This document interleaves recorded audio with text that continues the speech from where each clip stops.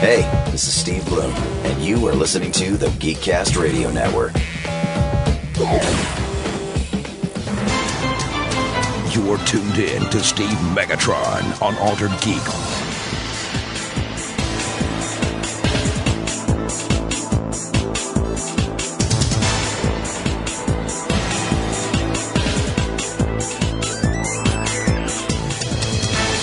Hello and welcome to Altered Geek. I'm your host, Steve Megatron, and joining me on this adventure into geekdom is TFG1 Mike. I am a robot. Bing bong, bing bong. I am a robot. Welcome to CES 2022.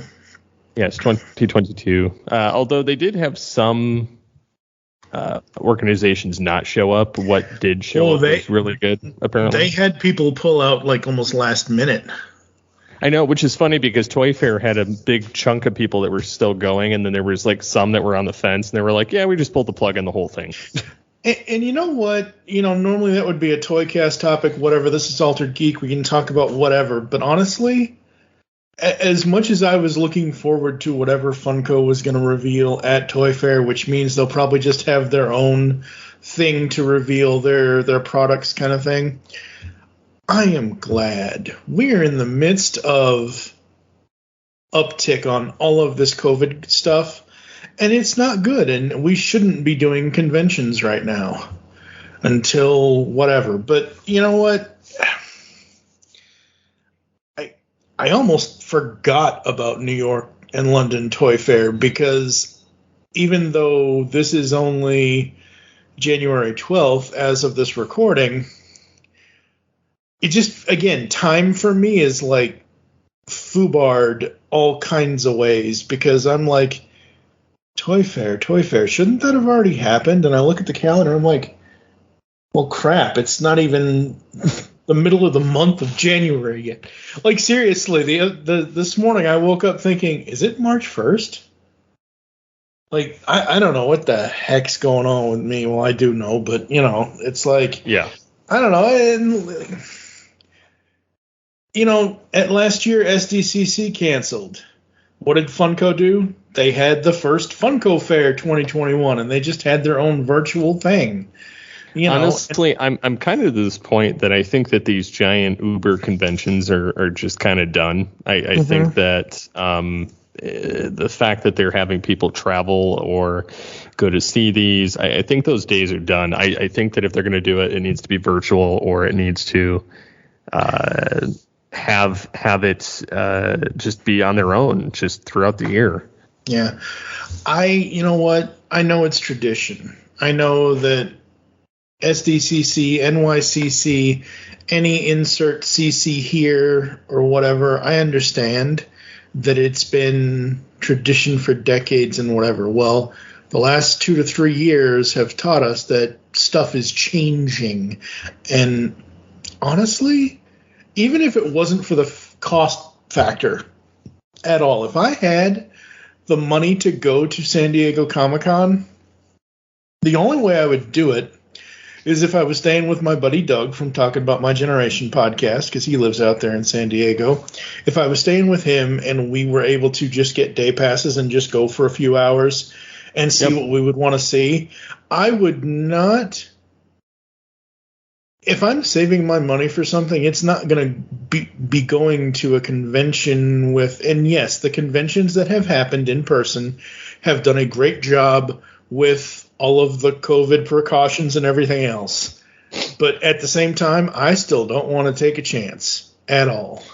Well, and yeah, I totally get it. But that aside, let's get to CES. Yes, because CES did happen in Vegas, even though people were pulling out left and right. There was quite a few things. I mean, from the automobile world, we had BMW with the e-ink that the Kindle uses, where they could change colors. And they're saying that the demo was showing a black and white, but color can be produced as well. So you can theoretically change the color of your car at a moment's notice. Yes. which you think would be kind of it's twofold. There's one, because if law enforcement's trying to find your car, you could change the color. Two is if it gets damaged, there goes your e-ink. Well, and cars never stay pristine for very long. No.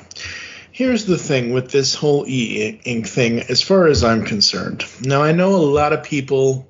I like the idea. I love the idea. I love the idea of it, and I think it's really cool. However, like you just said, the main people that might take really, really bad advantage of this are criminals.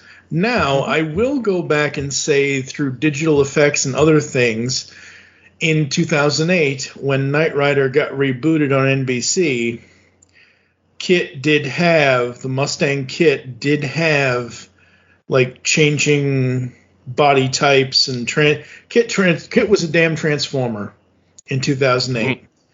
He has yet to become an actual transformer from Hasbro, because Universal and Hasbro haven't done any kind of deal, whatever.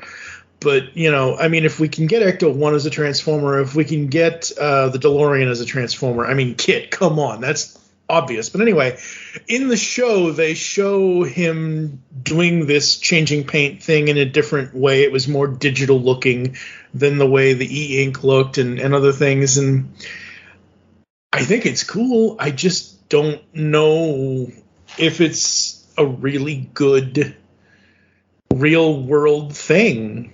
Mm-hmm. Oh. So kind of getting back into some of the other car things, we've got a number of electric vehicles. There's a ton of them. Sony is even jumping into the car ring. Yes, they are. Which I'm like, why? I'm like, we got enough different brands. There's Edison Future, which is like they originally were piggybacking off Ford. But now they're kind of doing their own. It's Phoenix Motor Cars, which is a subsidiary of Edison Future, and they've got like electric heavy duty or medium duty trucks. And then there's Indy One, which is another startup company. There's like the TOG brand. There's Electric Mechanica. There's Cadillac's got a vehicle that is a concept. It's called the Interspace Halo series, and they've shown it off before with the 3D rendering, but it's actually in person this time. And they showed that it's basically a bedroom on wheels. It's got a huge display occupying most of the windshield. It's got pillows and a primary control insight. There's no steering wheel or pedals.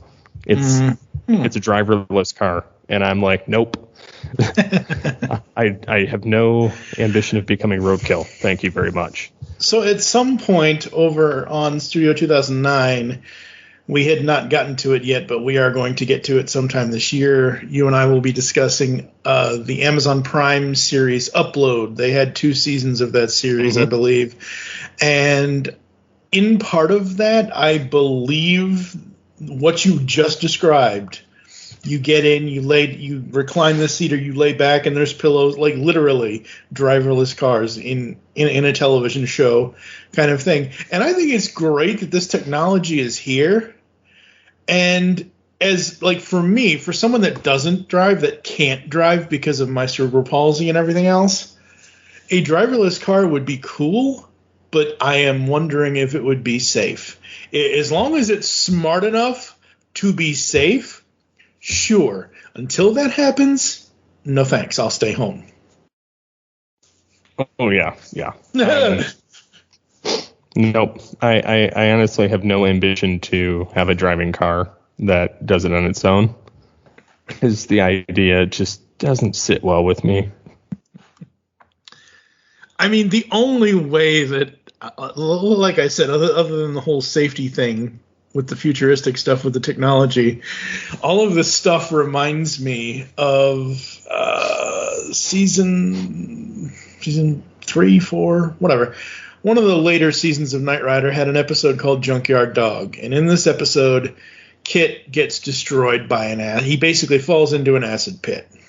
and he gets destroyed, and they have to rebuild him and everything else, and everybody's like, it's no hope, it's no this and whatever. And one of David Hasselhoff as Michael Knight's lines is, KITT is the world's greatest automobile. If only we could have William Daniels just lay in the trunk and give us, live GPS instructions. Oh man. Yeah. So what else you got? Kind of, moving on from there, they have a massage robot. Yes. Like it's using AI machine learning. Mm-hmm. And it uses these hammer impact things to give a back massage. And I'm just thinking that would save my hands so much effort. Yes, but I'm sure it's not the same touch as when you actually give your wife a massage. Obviously. Yeah.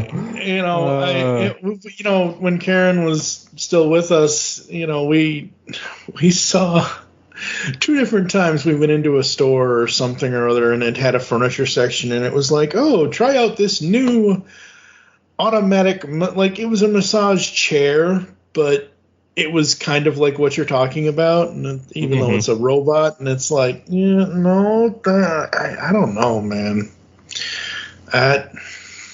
One wrong hit to the back and you're screwed. Yeah, I'm just going to leave that there. So anyways, so there's other things. They had a ton of different TVs, a bunch of different monitors. They had, mini LED. Then they have these new OLED TVs that had other technology meshed with them. The QD OLED, and then they have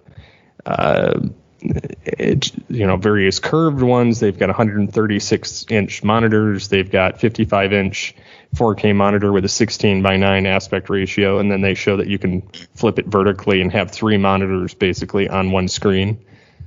Right. I don't know. There's a lot of different weird tech that kind of shows up. I saw new video cards. I saw new laptops, new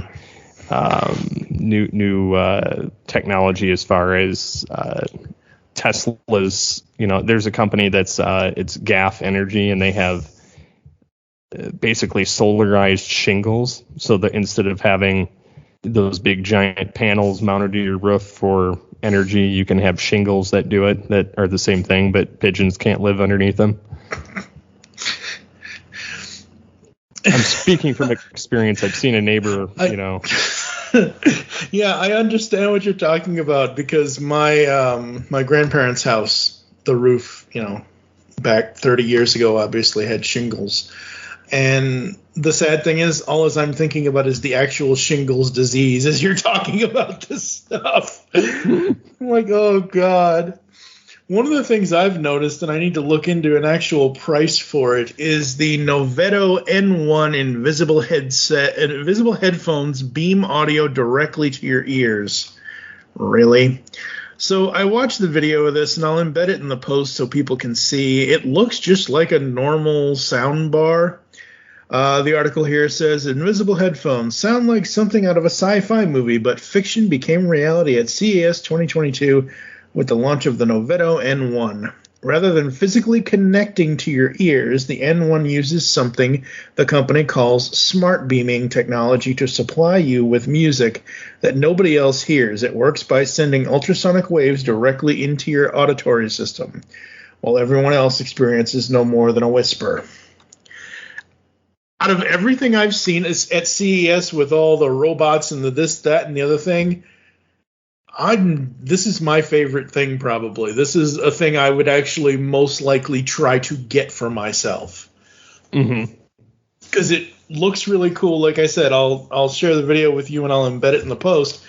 It looks really cool. I'm sure there are obviously a bunch of, you have to have it at this position or that position, but it looks really cool. I guess we should mention, even though we're not farmers, we should mention the John Deere self-driving tractor.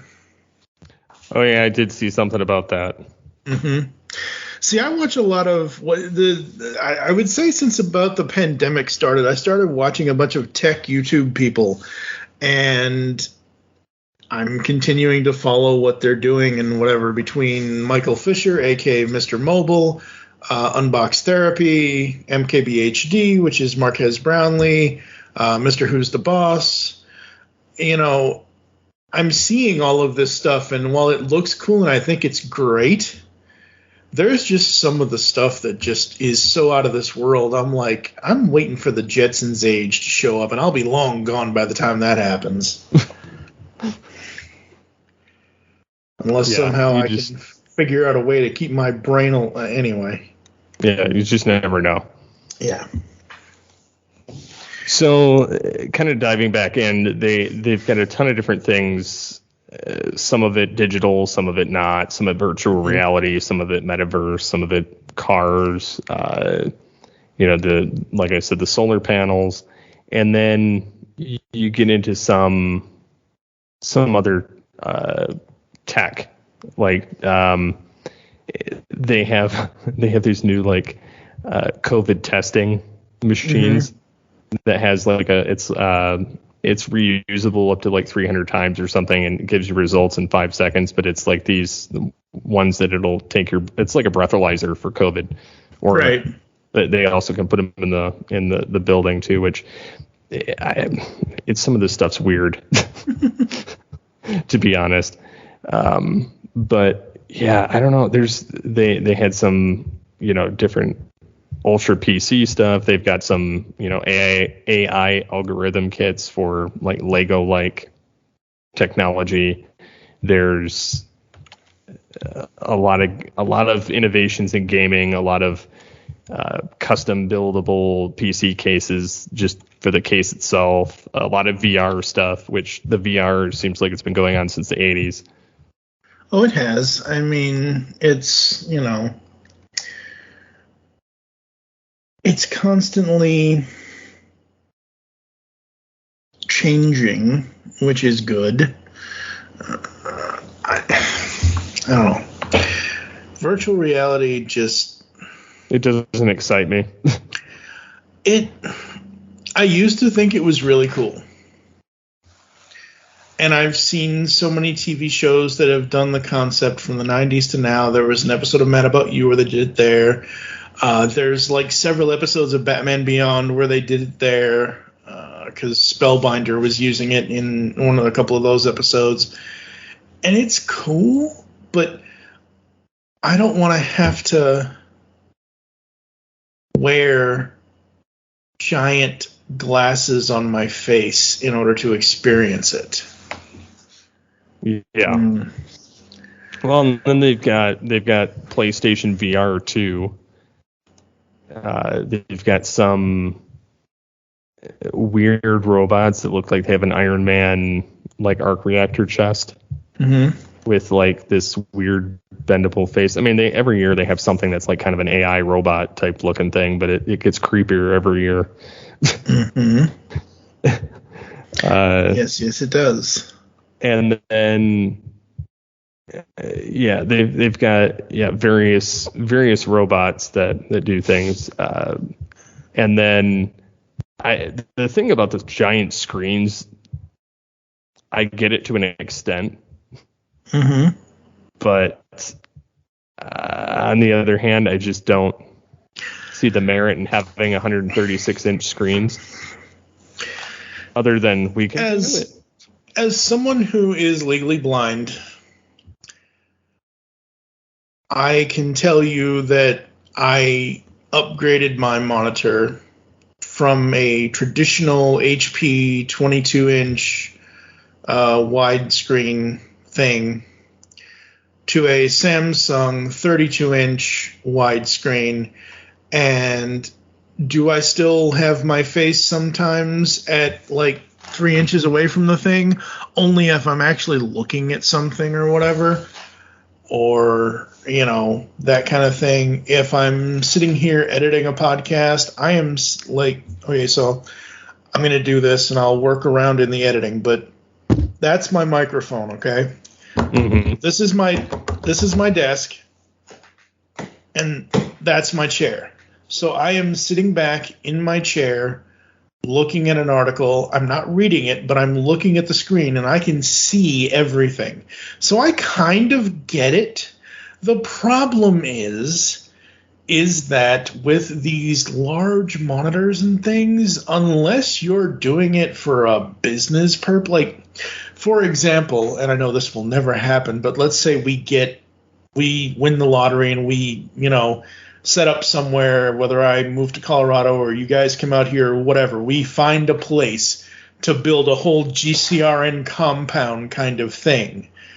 Obviously, we're going to want to have one of these large monitor things as some sort of overall display, whether it's a visual of your art stuff or if it's to catch the news or whatever. So I understand it in certain things, but for me personally, as a widower who lives in a one bedroom, which the one, like, 136 inches, I don't even think that would fit on the wall I'm looking at right now.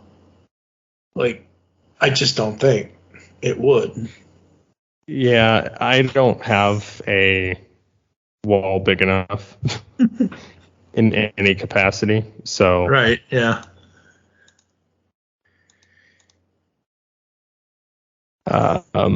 But yeah, I've just there's been bendable monitors now. Samsung involved with that. But yeah, I don't know. There's a ton of new things. Not a lot per se. Like not in the mobile, not a lot of other type of innovation things, but they do have quite a few innovative things. They're just not a lot of it. Yeah, there's still no way I would want to get in a car that drives me, and it's like a mobile coffin. No, thank you. Yeah. I mean, I like this news. Asus ZenBook Fold 17 OLED Unfold the Incredible. I think that's cool. It's a tablet. It's also a smaller tablet, I guess, but it basically folds and unfolds, and I think that's cool. If I was going to get just a specific tablet, because right now, I think I said this on the last episode of the podcast, I upgraded to the Google Pixel 6 Pro when I had to change all the phone and cable and whatever. And the Google Pixel 6 Pro screen is more than enough for what I do. However, looking at a foldable tablet, I think that would be really cool. I think that would be interesting. But is it something I absolutely need? No. Mm-hmm. Yeah, I don't know. I think that there's a lot of promising technology there that probably will get used for something else and not what they originally designed it for, but it's still cool nonetheless. Yeah. Yeah, no, absolutely. I mean, any advancements in technology, whatever it is, as long as it's done well, I am all for it. There are also plenty of things that just don't apply to me personally. My grandfather was a gardener. He wasn't a farmer. He was a gardener kind of thing where he would tend his garden and everything else. So I don't really see the self-driving John Deere thing he would need. I've known people, because I lived in Kentucky for 25 years, who did work on farms and did have farms, and I think that would be cool as long as the technology functions properly. Mm-hmm.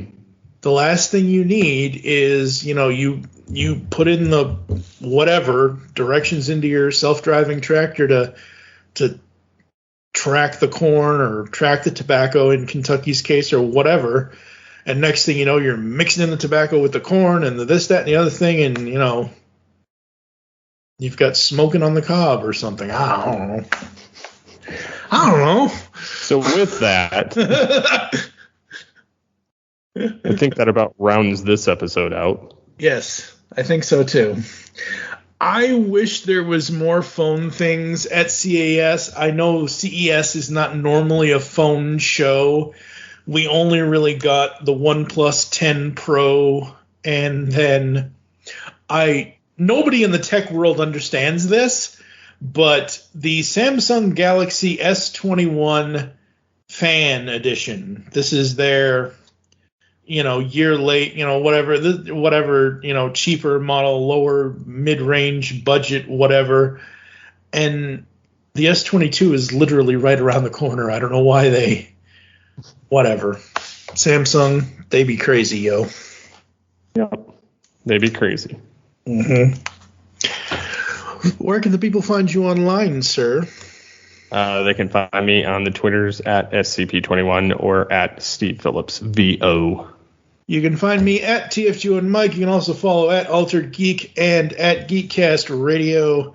Anything we want to do? We want to ask the audience what they thought if they paid attention to CES. Yeah, I mean, I would be interested to see what people thought of CES and what they wished was there and what they were happy to see.